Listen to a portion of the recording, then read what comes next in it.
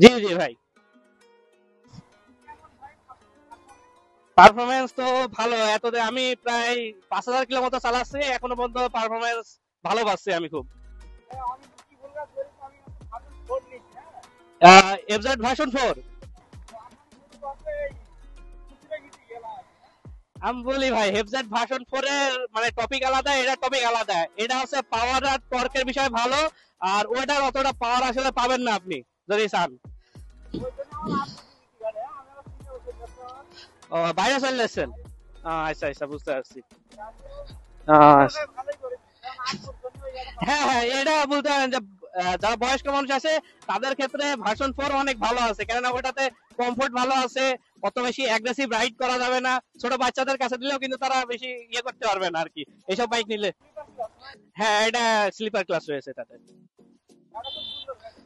আচ্ছা ঠিক আছে ভাই। তো যাই হোক, সে একটু আর কি কম্পেয়ার করছিল যে ভার্সন 4 এর সাথে হর্নেট 2.0। যেসব কথা বললাম আসলে হয়তো আপনারা শুনতে পাইছেন। তো যাই হোক, এটা ভার্সন 4 এর সাথে কম্পেয়ার করার মতো আসলে কতটুকু জানি না। 3 লাখের ভিতরে যদি বাজেট থাকে আপনার, আপনি লাস্টের দিকে দুইটা বাইক বেশি দেখতে পারবেন। সেটা হচ্ছে ভার্সন 4, যেটা হচ্ছে 2,99,000 টাকা ছিল, সেটা কমিয়ে এখন 2,00,000 মনে হয় 95,000 এরকম অফার টফার দিয়েছে আর কি।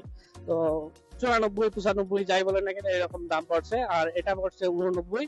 আর ভ্যাট ট্যাক্স দিয়ে আরো 2,000 বেশি লাগছে, সেটা হচ্ছে 91। তো সেটার সাথে এটা যদি কম্পেয়ার করতে যাই আসলে কোনো দিক থেকে মেলবে না।